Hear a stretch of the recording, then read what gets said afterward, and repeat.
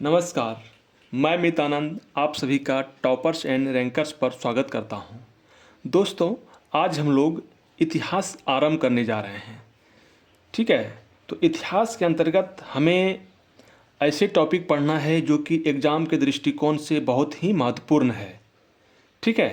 तो वो सभी टॉपिक हमें जानना है, क्योंकि जो भी टॉपिक हम पढ़ेंगे वो सभी टॉपिक से क्वेश्चन एग्जाम में पूछा जाता है। ठीक है। तो चलिए स्टार्ट करते हैं। इतिहास सबसे पहले है कि देखिए, इतिहास जिसको कि इंग्लिश में हिस्ट्री बोलते हैं। ठीक है। तो इतिहास क्या है, इतिहास किसे कहते हैं? हो सकता है कि आप लोगों में जितने भी स्टूडेंट हैं इतिहास के बारे में मालूम होगा कि इतिहास किसे कहते हैं। ठीक है। तो हाँ, हम लोग बचपन में इतिहास के बारे में जानते हैं कि इतिहास किसे कहते हैं। ठीक है। लेकिन यहाँ पे थोड़ा सा हम लोग इतिहास के बारे में डिटेल से जानते हैं, क्योंकि जब हम लोग कॉम्पिटिटिव की दुनिया में आ गए हैं तो थोड़ा सा नॉलेज को बढ़ाना पड़ेगा। ठीक है। पुरानी सोच को क्या करेंगे, आगे हम लोग सोच को डेवलप करेंगे। तो इतिहास क्या है, इतिहास किसे कहते हैं? अतीत में घटित घटनाओं का क्रमबद्ध अध्ययन ही इतिहास कहलाता है। इसको समझना है, समझिएगा क्या कह रहा है। अतीत में, वर्ड पे, शब्द पे ध्यान दीजिएगा। अतीत में घटित घटनाओं का क्रमबद्ध अध्ययन ही इतिहास कहलाता है। यानी कि इसका मतलब यहाँ पे ये हुआ कि अतीत मतलब ये हुआ कि हमारे आज से कई हजार वर्ष पहले के जो पूर्वज थे, जो आदि मानव थे, जो होमोसेपियंस थे, वो सभी अतीत है। अतीत के बारे में बताते हैं ये सभी चीज़ें। तो उस समय अतीत में जो घटित घटना का मतलब क्या हुआ, जितने भी हम लोग इतिहास के अंतर्गत पढ़ेंगे, जो काल है, प्रागैतिहासिक काल, आदि ऐतिहासिक काल, ऐतिहासिक काल, तो ये समय समय पर मनुष्य के बुद्धि में विकास होते गया और उसी के आधार पर हम इतिहास को, हमारे विद्वानों ने या इतिहासकारों ने उसे काल के दृष्टिकोण से या अध्ययन के दृष्टिकोण से कई भागों में बांटा है। ठीक है। तो मनुष्य के बुद्धि के विकास को देखते हुए, क्योंकि अलग अलग समय में मनुष्य के जो बुद्धि का विकास हुआ वो अलग अलग समय में क्या हुआ, बुद्धि का विकास होते चला गया, इसलिए उसी पर क्या किया, उसको अलग अलग काल में बांट दिया गया है। तो समझ गए ना, अतीत में जो घटित घटनाओं का क्रमबद्ध अध्ययन। अब यहाँ पे देखिए क्या है, क्रमबद्ध, क्रम से। ऐसा नहीं है कि आज से 50,000 वर्ष पहले जो हुआ, अब फिर अभी जो है कि भारत आज़ाद कब हुआ उसके बारे में अध्ययन करना। हाँ, अध्ययन करेंगे, लेकिन एक सिस्टम से, जो शुरू से आ रहा है इतिहास को, एक क्रमबद्ध अध्ययन ही इतिहास कहलाता है। ठीक है। अब क्रमबद्ध का मतलब कहिए कि इतिहास, मान लिया जाए कि हम लोग जितने हैं या आप लोगों में किसी के दादाजी है, किसी के परदादाजी थे, उसके बारे में जानना, फिर उसके दादाजी के बारे में जानना, फिर पिताजी के बारे में जानना। तो एक सिस्टम से, एक क्रमबद्ध से जो अध्ययन करेंगे वही इतिहास कहलाता है। ठीक है। चलिए, अब अगला यहाँ पे आता है कि इतिहास का जनक किसे कहा जाता है, फादर ऑफ हिस्ट्री। तो इतिहास का जनक हेरोडोटस को कहा जाता है। किसे कहा जाता है? हेरोडोटस को। ये एग्जाम में कई बार पूछा जाता है, ये एग्ज़ाम में कई बार पूछा गया है, और आगे जो भी एग्ज़ाम है हो सकता है कि उस एग्ज़ाम में भी ये क्वेश्चन पूछा जाएगा कि इतिहास का जनक, इतिहास का पिता, या इंग्लिश में फादर ऑफ हिस्ट्री, तो कौन है? हेरोडोटस। ठीक है। इतिहास का जनक कहा जाता है हेरोडोटस को। अब यहाँ पे देखिए, अभी जो बताएं हम कि अध्ययन के दृष्टिकोण एवं काल के क्रमानुसार इतिहासकारों ने इतिहास को 3 काल में बांटा है। यहाँ पे ध्यान दीजिएगा, इतिहास को हमारे विद्वानों ने अध्ययन एवं काल समय के अनुसार इतिहास को कितने काल में बांटा है? 3 काल में बांटा है। अभी हम लोग देखेंगे कि इतिहास को जो हमारे विद्वानों ने जो 3 काल में बांटा है वो कौन कौन से काल है। ऐसे तो नॉर्मली आप लोग के माइंड में ये चलता होगा कि इतिहास में जो 3 काल है, प्राचीन, मध्यकालीन और आधुनिक, वही है। नहीं, उससे पहले भी हमारे विद्वानों ने, इतिहासकारों ने इतिहास को 3 काल में बांटा है। तो ये 3 काल कौन कौन हो गया? एक हमारा पहला जो हो गया प्राग ऐतिहासिक काल, प्राग ऐतिहासिक काल जिसको कि इंग्लिश में बोलते हैं प्री हिस्टोरिक पीरियड। दूसरा है आद्य ऐतिहासिक काल जिसको कि प्रोटो हिस्टोरिक पीरियड कहते हैं, और ऐतिहासिक काल जिसको कि हम लोग हिस्टोरिक पीरियड कहते हैं। तो ये हमारे 3 काल है। विद्वानों ने कितने काल में बांटा है? 3 काल में। ये तीनों काल है, ठीक है। अब प्राग ऐतिहासिक काल अर्थात प्री हिस्टोरिक पीरियड क्या है, ठीक है। तो प्राग ऐतिहासिक काल क्या है, इसके बारे में हम लोग जानेंगे कि प्राग ऐतिहासिक काल हमारे विद्वानों ने जो इतिहास को 3 काल में बांटा है, वो 3 काल में क्यों बांटा है, अब उसके बारे में जानना है, ठीक है। तो सबसे पहला प्राग ऐतिहासिक काल। तो प्राग ऐतिहासिक काल किसे कहते हैं, इसको जानिए कि प्राग ऐतिहासिक काल के अंतर्गत अर्थात इस काल के अंतर्गत इतिहास के उस कालखंड की जानकारी मिलती है। देखिए, ये याद नहीं करना है, ये हम समझाने के लिए आप लोगों को लिख दिया है नोट्स। मान लिया जाए कि अगर आप लोग को नोट्स चाहिए तो आप लोग जरूर कमेंट में बताइएगा, ठीक है ना। तो आप लोगों को नोट्स भी प्रोवाइड किया जाएगा। तो उस नोट्स को पढ़ने के लिए क्या करेंगे, इसको हम इस तरह से लिख देते हैं ताकि आप समझ जाइएगा, ठीक है। क्योंकि इतिहास को अगर समझ के नहीं पढ़िएगा तो वो फिर क्या होता है, उसका रिजल्ट उतना अच्छा नहीं मिलता है। क्योंकि कितने स्टूडेंट से ये भी सुनने को मिला है कि इतिहास जो है याद ही नहीं रहता है। हम कहते हैं कि इतिहास के ऐसा सब्जेक्ट कोई याद ऐसा मतलब इसमें याद जो है इससे अच्छा सब्जेक्ट कोई नहीं होगा जो कि इसका चीज़ याद नहीं रहेगा। परसते उसको तरीका से पढ़िएगा तो सभी चीज़ याद रह जाएंगे। क्रम से, देखिए यहीं पे वर्ड है क्रम से, अगर अध्ययन कर रहे हैं इतिहास को तो वो कभी नहीं भूलिएगा, ठीक है ना। तो अब प्राग ऐतिहासिक काल क्या है, फिर से पढ़ देते हैं। इस काल के अंतर्गत, किस काल के अंतर्गत? प्राग ऐतिहासिक काल के अंतर्गत इतिहास के उस कालखंड, यानी उस कालखंड का मतलब काल का जो खंड क्या है 3, उसमें उस कालखंड की जानकारी मिलती है जिसके बारे में जानकारी प्राप्त करने के लिए हमारे सामने केवल पुरातात्विक स्रोत, जिसको कि इंग्लिश में बोलते हैं आर्कियोलॉजिकल सोर्स, ही उपलब्ध है। इसकी जानकारी प्राप्त करने के लिए हमारे पास किसी भी प्रकार के साहित्यिक स्रोत यानी लिटरेरी सोर्स उपलब्ध नहीं है। ये तो है बहुत बड़ा, लेकिन इतना बड़ा क्या बोले, याद नहीं करना है, इसको समझना है। अब समझिए कि प्राग ऐतिहासिक काल क्या है।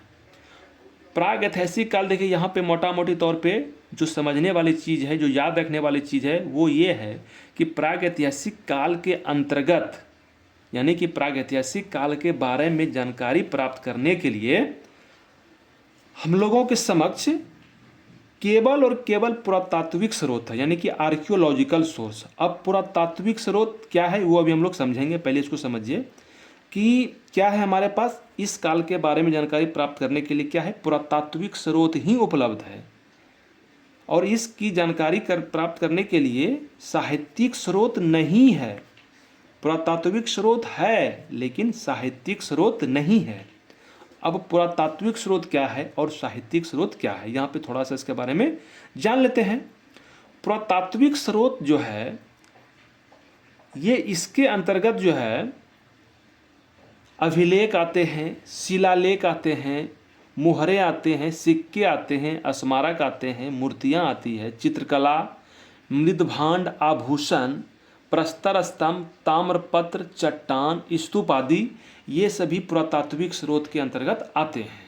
अब उसमें जो बताएं अभिलेख, शिलालेख, मुहरे, ये सभी के बारे में आगे हम लोग धीरे धीरे विस्तार से पढ़ेंगे। फिलहाल पुरातात्विक स्रोत वही है। और साहित्यिक स्रोत क्या है, साहित्यिक स्रोत के अंतर्गत हमारे समक्ष क्या हो गया, वेद, पुराण, अरण्यक, उपनिषद, ये सभी साहित्यिक स्रोत है, ठीक है।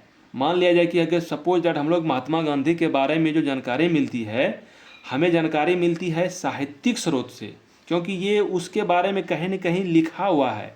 तो जो चीज़ लिखा हुआ है और उसके बारे में हम लोग पढ़ के जान रहे हैं तो वो साहित्यिक स्रोत के अंतर्गत आता है, ठीक है। और पुरातात्विक स्रोत के अंतर्गत क्या है, ये अभिलेख सभी जो जितना भी है, स्मारक सभी ये चीज़ है, ये पुरातात्विक स्रोत है। तो ये पुरातात्विक स्रोत और साहित्यिक स्रोत क्या है, समझ गए?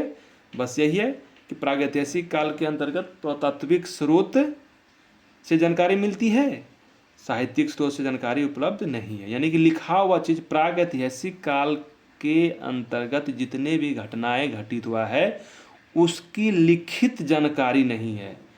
तो आप कहिएगा कि उसकी जानकारी कैसे जाने कि ये प्रागैतिहासिक काल का है, जब लिखा हुआ ही नहीं है। तो उनकी जानकारी पुरातात्विक स्रोत के आधार पर किया जाता है। ठीक है, इसका जो काल था, इसका जो समय था प्रागैतिहासिक काल, ये विद्वानों ने कहाँ से कहाँ तक इस काल के अंतर्गत रखा है।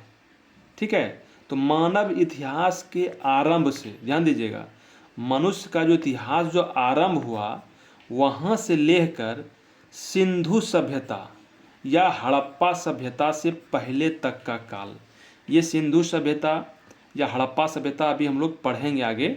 फिलहाल इसको समझिए, ये जो प्रागैतिहासिक काल के अंतर्गत जो रखा है, ठीक है ना, प्रागैतिहासिक काल को जो रखा है कहाँ से कहाँ तक, मानव इतिहास जो आरंभ हुआ, शुरू हुआ, वहाँ से लेकर सिंधु सभ्यता या हड़प्पा सभ्यता से पहले तक का काल है, ये पूरा प्रागैतिहासिक काल। ठीक है, अब आता है आद्य ऐतिहासिक काल, जिसको कि प्रोटो हिस्टोरिक पीरियड कहते हैं। देखिए इंग्लिश, हिंदी से आसान इंग्लिश है।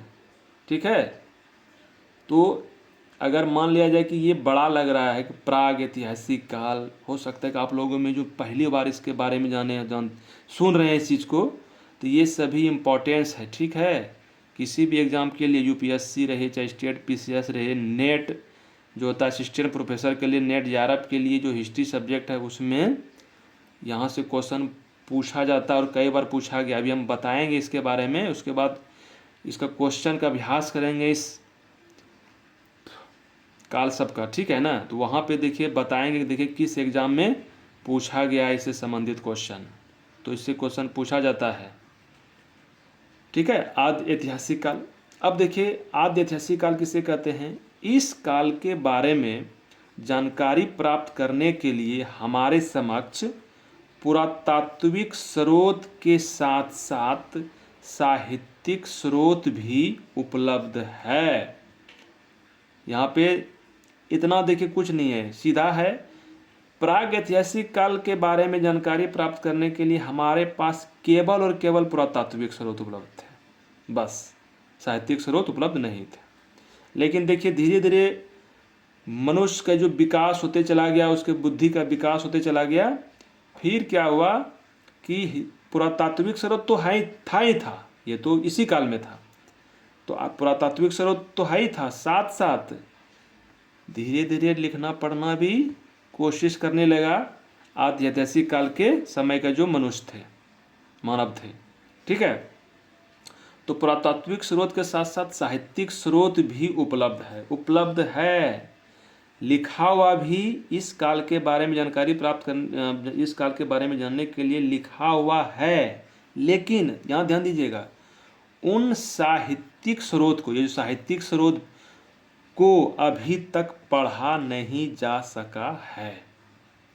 अब ध्यान दीजिएगा कि भाई ये जो आद्य ऐतिहासिक काल में पुरातात्विक स्रोत, वो तो अभिलेख शिलालेख ये सभी है, ये तो है ही है, लेकिन साथ ही साथ इसके बारे में साहित्यिक स्रोत से भी पता चलता है। लेकिन साहित्यिक स्रोत में, लिटरेरी सोर्स में क्या लिखा हुआ है, ये जो है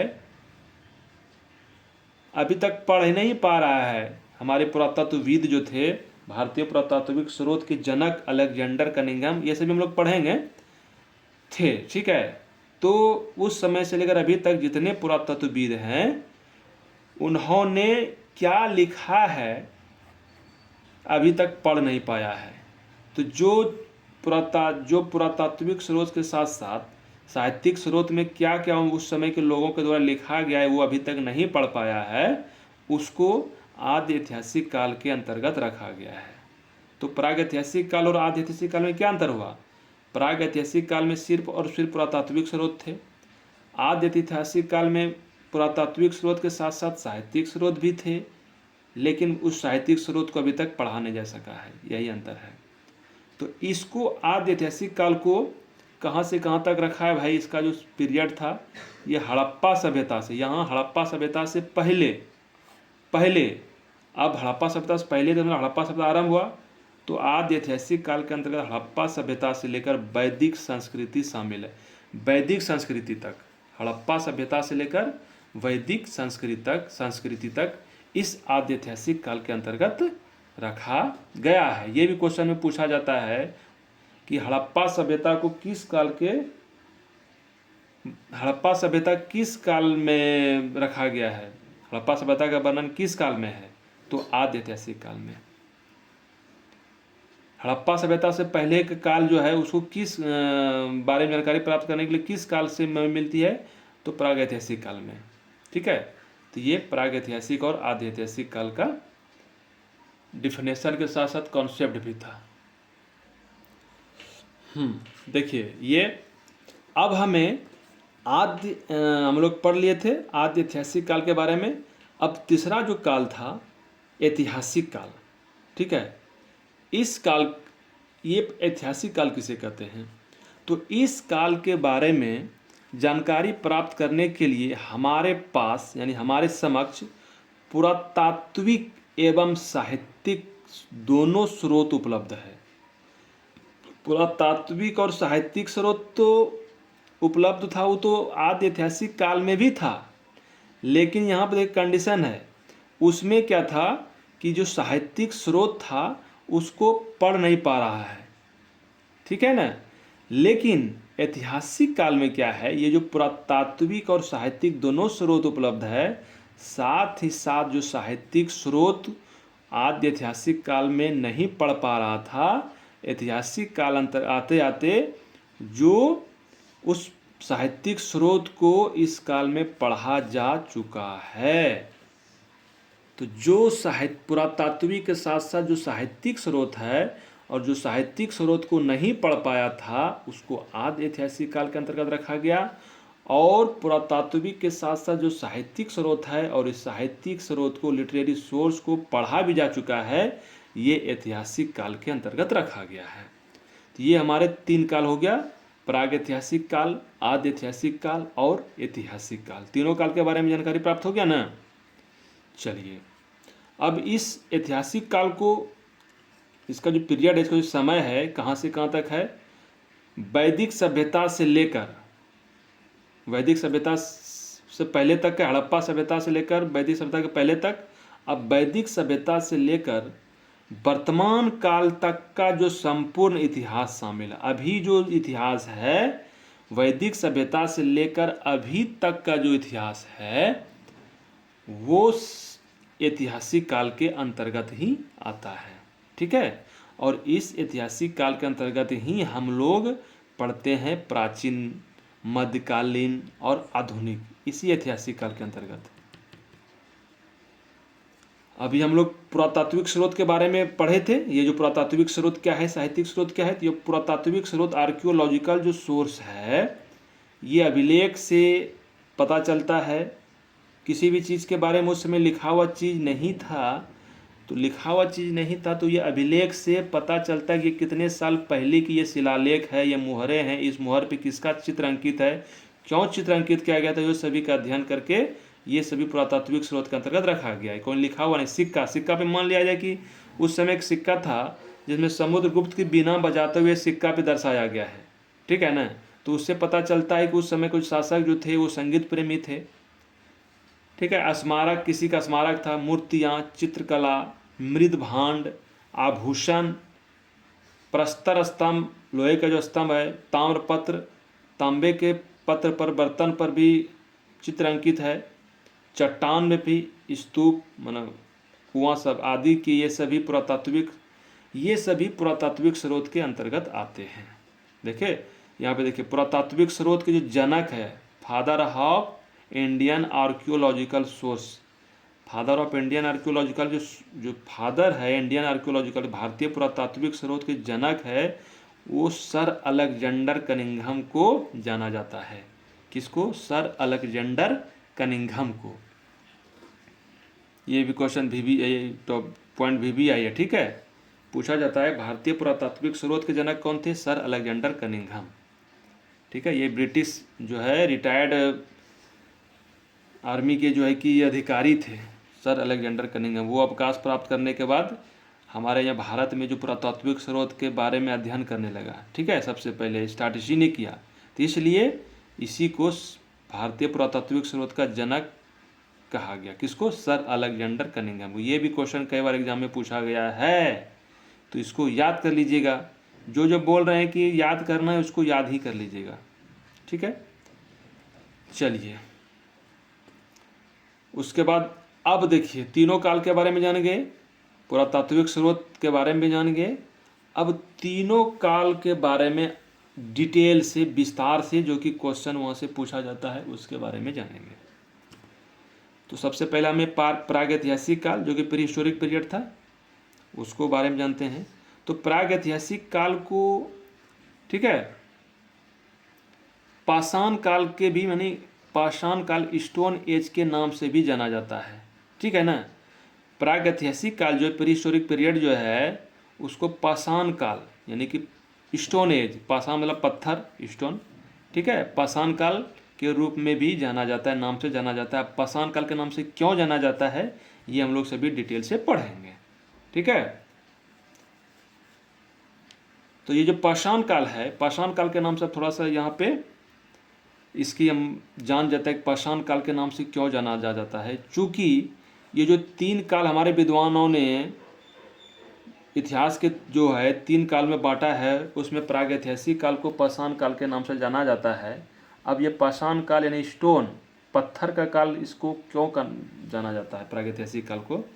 तो इसके पीछे जो रीज़न है कि इस समय के लोग ज़्यादातर अपना जीवन यापन पत्थर जो है ना पाषाण के माध्यम से ही अपना जीवन यापन पूरा करता था। अब कहिएगा पत्थर से क्या जीवन यापन पूरा करता था?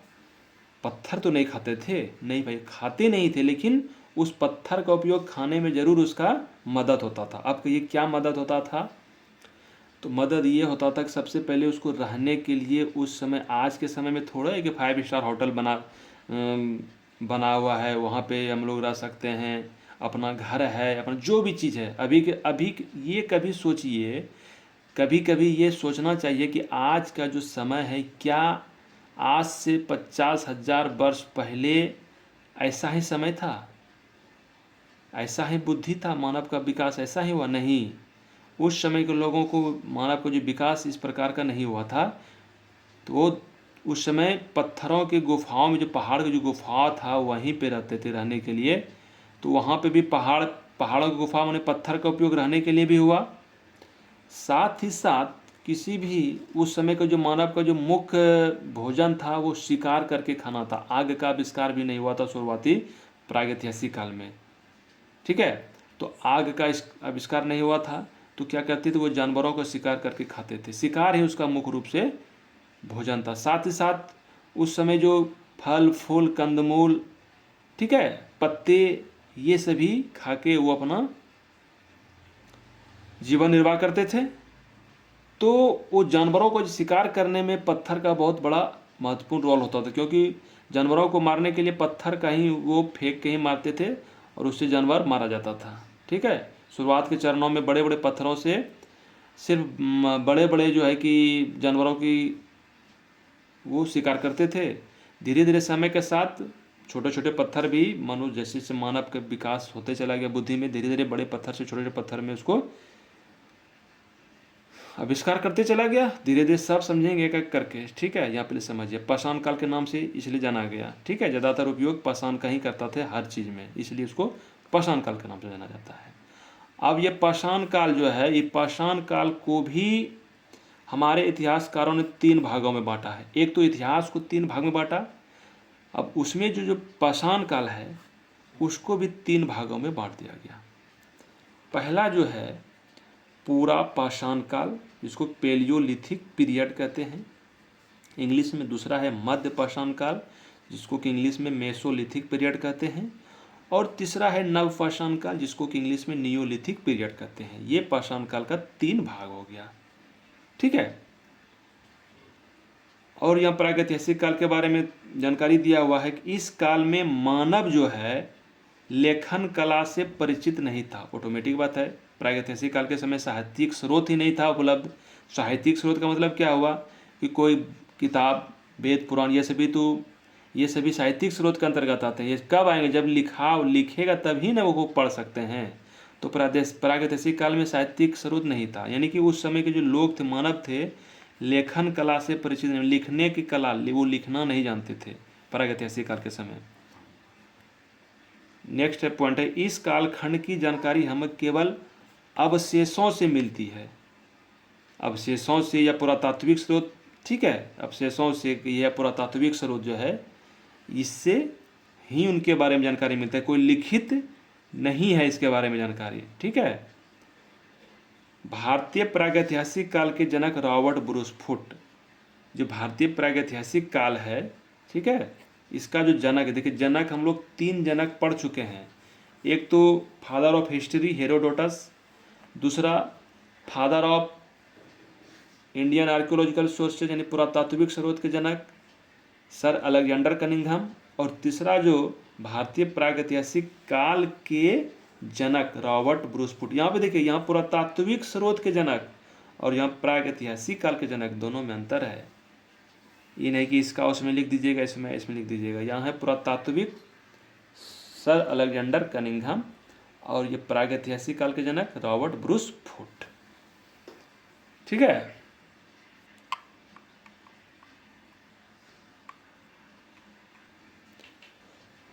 तो स्टडी के अध्ययन के दृष्टि से प्रागैतिहासिक काल को 2 खंडों में बांटा गया, यानी प्रागैतिहासिक काल को भी अध्ययन के लिए उसको भी 2 खंड में बांट दिया गया है। एक है पाषाण काल, दूसरा है ताम्र काल, ठीक है। पाषाण काल और ताम्र काल। ताम्र क्या है? तांबे का, ठीक है। धीरे धीरे मनुष्य क्या हुआ, पत्थर से उपयोग करने के बाद फिर धातु का उपयोग करना चालू किया। धातु में सबसे पहले तांबा धातु का प्रयोग किया। ये अभी सब लोग बारी बारी से पढ़ते जाएंगे, बिल्कुल कॉन्सेप्ट एकदम एक एक करके क्लियर होते चला जाएगा। अब पाषाण काल, स्टोन एज जिसको बोलते हैं, तो भारत में सर्वप्रथम 1863 ईस्वी में वही रॉबर्ट ब्रूस फुट ने पाषाणकालीन सभ्यता की खोज की। अभी जो हम लोग पढ़े भारतीय प्रागैतिहासिक काल के जनक रॉबर्ट ब्रूस फुट, क्यों कहा? क्योंकि इन्होंने ही सर्वप्रथम 1863 ईस्वी में पाषाणकालीन सभ्यता की खोज की। भारतीय पाषाणकालीन सभ्यता जो है, इन्होंने ही खोज की। किसने? रॉबर्ट ब्रूस फुट ने। इसलिए इसे भारतीय प्रागैतिहासिक काल के जनक कहा जाता है। साथ ही साथ इन्होंने प्रथम पुरापाषाण काल के समय जो उपकरण थे, प्रस्तर उपकरण, जो पत्थर के जो उपकरण थे, उस उपकरण का नाम था हस्त कुठार, जिसको कि हैंड एक्स कहते हैं। हस्त कुठार को इंग्लिश का है हैंड एक्स। तो जो प्रथम, जो पुरापाषाण काल के समय जो प्रथम जो उपकरण था हस्त कुठार, इनकी भी खोज इन्होंने ही की, रॉबर्ट ब्रूस फुट ने। कहाँ पे? ये जो हस्त कुठार की खोज की रॉबर्ट ब्रूस फुट ने 1863 ईस्वी में, ये चेन्नई के पास पल्लवरम नाम का एक जगह है। चेन्नई में एक जगह है पल्लवरम। यहाँ पे पल्लवरम पे ही रॉबर्ट ब्रूस फुट ने ये प्रथम पुरापाषाण काल के समय जो उपकरण थे हस्त कुठार, वहीं पे इन्होंने खोजा, ठीक है। इसलिए ये सभी विशेषता होने के कारण रॉबर्ट ब्रूस फुट को भारतीय प्रागैतिहासिक काल का जनक कहा जाता है। यही इसकी विशेषताएं हैं। एक तो उन्होंने सबसे पहले 1863 ईस्वी में भारत में पाषाणकालीन सभ्यता की खोज की। साथ ही साथ जो उस समय के जो प्रथम जो उपकरण था पुरापाषाण काल के समय हस्त कुठार, उनकी भी खोज कहाँ की? चेन्नई के पास पल्लवरम। ये क्वेश्चन पूछा जाता है कि हस्त कुठार की खोज कहाँ पे हुआ? पल्लवरम में। चलिए नेक्स्ट है, हाँ, अब जो पाषाण काल को जो 3 काल में बांटा गया, पाषाण काल को भी कौन कौन? पूरा पाषाण काल, मध्य पाषाण काल, नव पाषाण काल। अब उसमें हम लोग को पूरा पाषाण काल स्टार्ट करना है कि पूरा पाषाण काल पैलियोलिथिक पीरियड क्या है, ठीक है। तो ये जो मानव इतिहास का प्रारंभिक काल एवं पाषाण युग की पहली अवस्था है, ये जो पूरा पाषाण काल है, ये मानव इतिहास का प्रारंभिक काल है। सबसे जो प्रारंभिक काल, जो आदि ऐतिहासिक काल पढ़े थे, उस आदि ऐतिहासिक काल में को भी जो है पाषाण काल के नाम से जानते हैं। तो उसमें सबसे पहला जो काल है पूरा पाषाण काल है, प्रारंभिक काल है। पूछ देगा मानव इतिहास का प्रारंभिक काल कौन है, तो पूरा पाषाण काल। क्योंकि 3 काल है, पूरा पाषाण, मध्य पाषाण, नव पाषाण। सबसे पहले पूरा पाषाण काल ही प्रारंभिक न हुआ। एवं पाषाण युग की पहली अवस्था, जो पाषाण युग स्टार्ट हुआ, पाषाण काल जो स्टार्ट हुआ, उसकी पहली अवस्था ये पूरा पाषाण काल है। इसकी जो समय है, इसका जो पूरा पाषाण काल का समय कहाँ से कब तक थी, तो ये 25 लाख वर्ष पूर्व से लेकर, इसको 25 लाख को 2.5 मिलियन भी कहीं कहीं आप लोग को देखने के लिए मिलेगा, मिलियन। चूँकि 2.5 मिलियन का मतलब हुआ 25 लाख, चूँकि 1 मिलियन में 10 लाख, 2 मिलियन में 20 लाख और 0.5 5 लाख, तो 25 लाख वर्ष पूर्व से लेकर 10,000 वर्ष पूर्व तक ये पूरा पाषाण काल का समय है।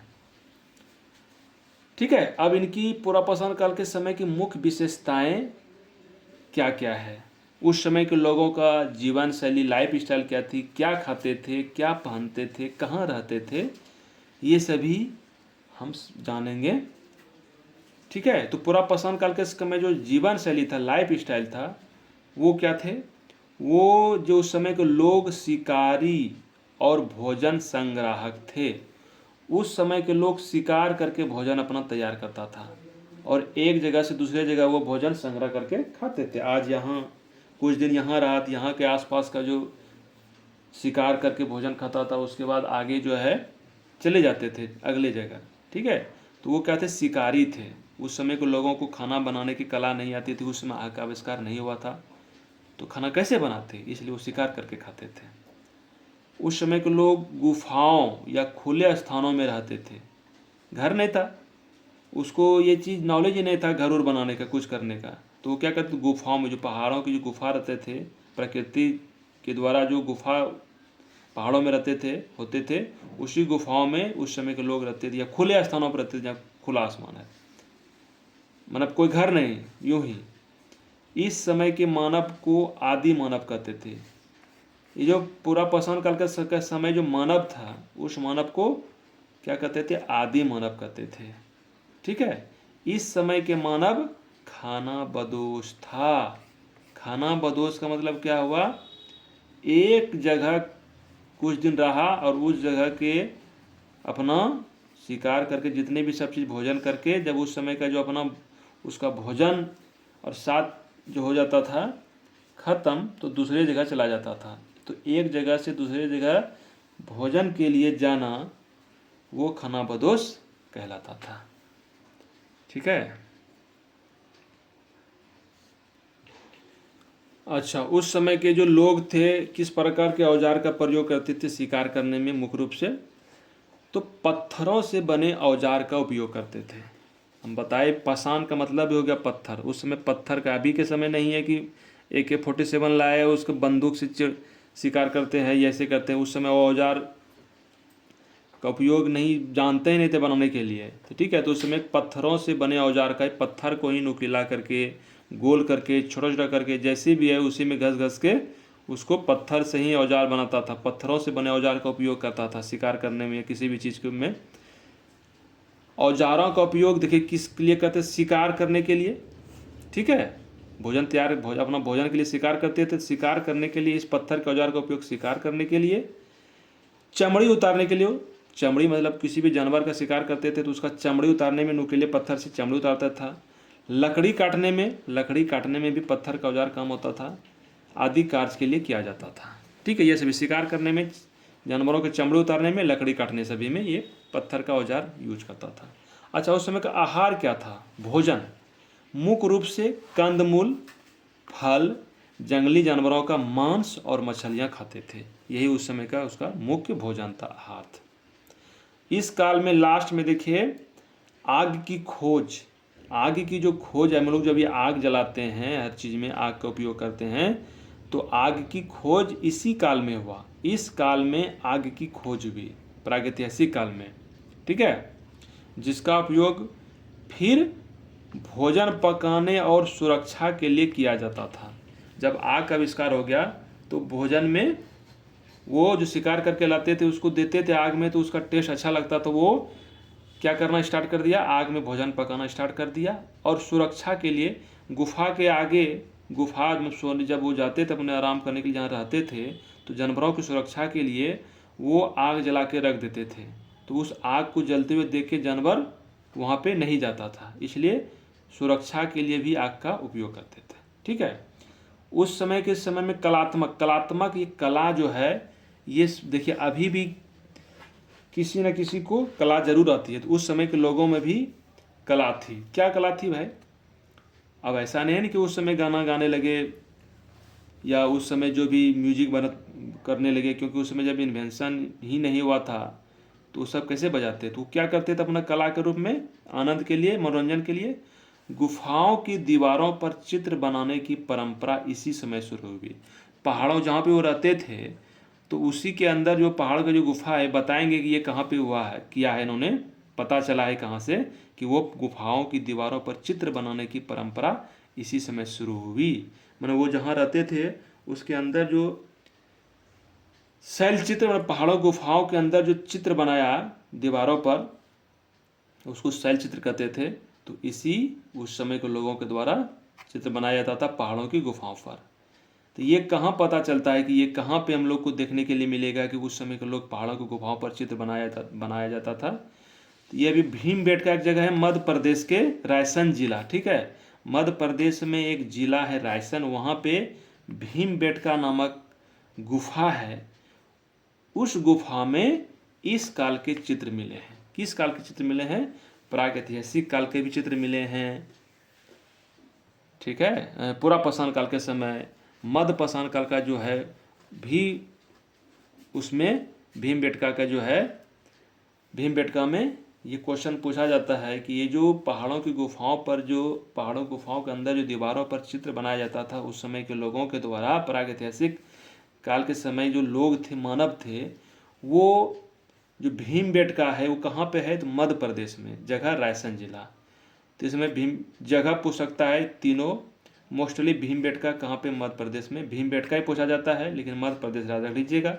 और जिला अगर रखते हैं या तो जिला और बेस्ट है, क्वेश्चन कहीं से भी पूछेगा तो आप लोग आराम से इसको जवाब दे दीजिएगा। ठीक है, उस समय के जो पहाड़ों की गुफाओं में जो चित्र बनाए जाते थे, तो किसका? ये चित्र मुख्यतः शिकार और जानवरों से संबंधित था। उस समय के लोगों द्वारा शिकार करते हुए चित्र बनाया गया है गुफाओं में। ठीक है ना, और जानवर, उस समय के जानवर थे उसका भी चित्र उसमें अंकित है। ये आप लोग जा भी सकते हैं देखने के लिए भीमबेटका, वहाँ पे उसकी गुफाओं में उस प्रकार का चित्र उस समय जो उसका प्रागैतिहासिक काल के समय के लोगों के द्वारा अभी भी वो चित्र वहाँ पे अंकित है गुफाओं के अंतर्गत भीमबेटका में। चलिए, अब हम लोग पूरा पाषाण काल के बारे में जान गए। अब हम लोग मध्य पाषाण काल के बारे में जानते हैं, मेसोलिथिक एज के बारे में जानते हैं। ठीक है, तो चलिए अब जो हम लोग आज उसको छोड़ते हैं। ठीक है, थोड़ा सा समय भी हो गया है। कल हम लोग मध्य पाषाण काल, नव पाषाण काल के बारे में सीखेंगे और अच्छी तरीके से जानेंगे। ठीक है, ताकि इससे क्वेश्चन अगर एग्जाम में आए तो एक भी क्वेश्चन नहीं छूटे। मुख्य रूप से पढ़ने का मकसद यही होना चाहिए, जो भी हम पढ़ रहे हैं, जो भी टॉपिक पढ़ रहे हैं, तो सबसे पहले चीज़ है कि कॉन्सेप्ट क्लियर होना चाहिए। कॉन्सेप्ट क्लियर हो जाने के बाद इससे रिलेटेड जो भी क्वेश्चन एग्जाम में पूछा जाएगा वो नहीं छूटनी चाहिए। ठीक है, तो दोनों रूप में आप लोग को जो हम बताने का, जो हम बता रहे हैं, दोनों चीज़ लेके चल रहे हैं कि कॉन्सेप्ट जो हो रहा है उसको भी सीख रहे हैं, साथ ही साथ बीच बीच में जो भी क्वेश्चन आ रहे हैं, फैक्ट आ रहे हैं, जो भी आ रहा है उसके बारे में भी हम लोग वहाँ पे जान रहे हैं। ठीक है, तो हम लोग मेंस और पीटी दोनों व्यू से हम लोग यहीं से तैयारी हो जाएगा। ठीक है, उसके लिए कोई विशेष अलग से बुक नहीं पढ़ना। हाँ, जो अगर प्रैक्टिस के लिए हम बताएंगे किस बुक से प्रैक्टिस करना, या आप लोगों को जो भी समझ में आता है, जब हम इस टॉपिक को, इस चैप्टर को, ये जो काल है, प्रागैतिहासिक काल जो भी है, ये टॉपिक जब ख़त्म हो जाएगा उसके बाद आप लोग किसी भी बुक, किसी भी एग्जाम में आया हुआ जो भी सेट में कहीं भी इस प्रकार से प्रागैतिहासिक काल से संबंधित जो भी क्वेश्चन मिले उसको बनाना है। ठीक है। और जो भी क्वेश्चन अगर पूछा जाएगा या पूछा हुआ है, जो हम बता रहे हैं उससे कहीं बाहर नहीं है, ठीक है। ये हम 100% दावा करते हैं, इसलिए जो बताते हैं उसको कॉन्सेप्ट क्लियर कीजिएगा। अगर कॉन्सेप्ट सही रहेगा तो आप लोग को नॉलेज एकदम बिल्कुल कभी भूलने वाले नहीं है, ठीक है। तो नेक्स्ट क्लास में हम लोग सभी के बारे में धीरे धीरे जानेंगे। तो ठीक है, चलते चलते आपसे बस यही कहना चाहते हैं कि अगर आप लोग को इसमें कुछ अच्छा लग रहा है तो जानकारी लीजिए, और साथ ही साथ आप लोगों से एक ही रिक्वेस्ट है कि चैनल को सब्सक्राइब कीजिए, और साथ ही साथ अपने जो भी जितने भी आपके सर्किल में चाहते हैं कि इसकी जानकारी और किसी को हो, नॉलेज हो, तो आप उसको शेयर भी कर सकते हैं। ठीक है, चलिए, धन्यवाद।